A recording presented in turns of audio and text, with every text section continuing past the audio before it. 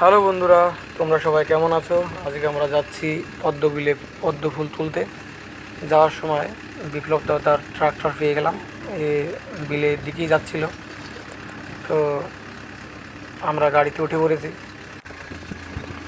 ট্রাক্টরে উঠে মজার থেকে ঝাঁকুনি খেলাম বেশি, মনে হচ্ছিল খিচুড়ি বেরিয়ে যাবে। যাই হোক, নিজেকে কন্ট্রোল করে নিলাম।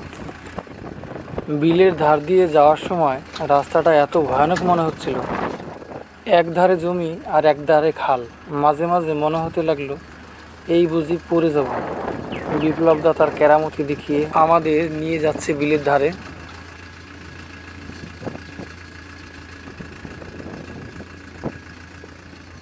বিলে জল নেই, শুকনো বললেই চলে। কিছু কিছু জায়গায় এক হাঁটু করে জল আছে, সেখানেই পদ্ম ফুল ফুটেছে। বর্ষার সময় বিল জলে ভরে যায়। এখন বিলের মধ্য দিয়ে গরু বাছুর চরে বেড়ায়। আমার মতে একটা মানুষের যতই মন খারাপ থাকুক না কেন, এই বিলে আসলে তার মন ভালো হয়ে যাবে। ট্রাক্টর চলছে তিনখানা, একটা চালাচ্ছে বিপ্লব দা, একটা চালাচ্ছে গুরুদেব কাকা, আর একটা চালাচ্ছে সুমন ভাই। আর ওই যে পকলিংয়ে বসে আছে সুকুমার দা, বাড়ি বাঁকুড়া, খুব ভালো ছেলে। এখানে এসেছি প্রচণ্ড হাওয়া, আকাশে প্রচুর মেঘ করেছে, হয়তো বৃষ্টি আসবে।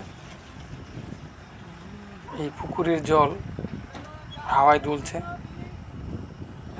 আর এই পুকুরের পাড়ে ওই সাইডে হচ্ছে বিল।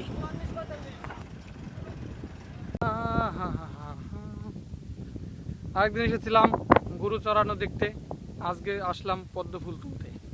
ও একটা ভাই আছে সাথে, কাকার ছেলে। পদ্ম বিল আমরা তুলতে এসেছি। আকাশে প্রচণ্ড মেঘ, একটা ভাই বসে আছে ফুলের অপেক্ষায়।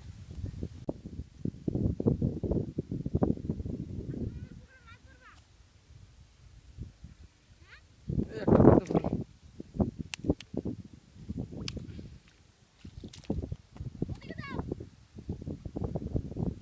ওইদিকে তো ডুবে যায় যদি। তুই তো বলে খেলাস, চিনি না? তুই পূর্বাত কাকার ছেলে,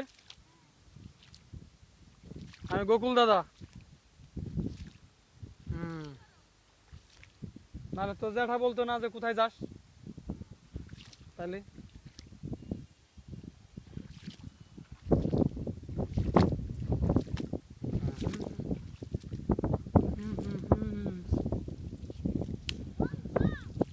হ্যাঁ, জল কম, তোর নামতে হবে না, আমি তুলে আনছি তার দেবো।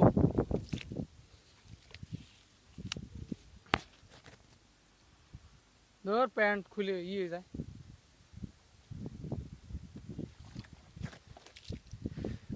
जसमती मैया से बोले नंद लाला गोरी मैं क्यों काला।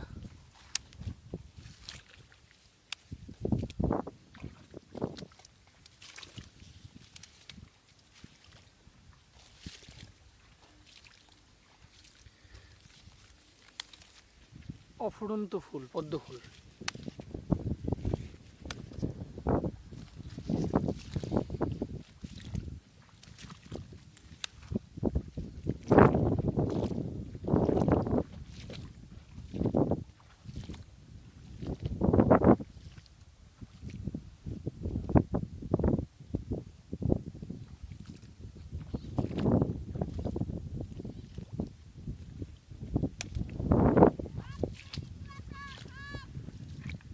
বৃষ্টি আসবে,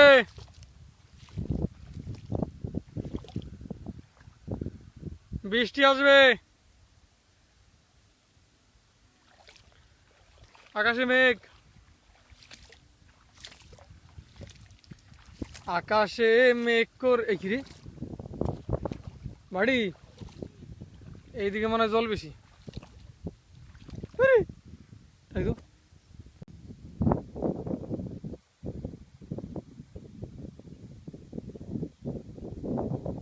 পদ্ম চারা নিয়ে এসলাম।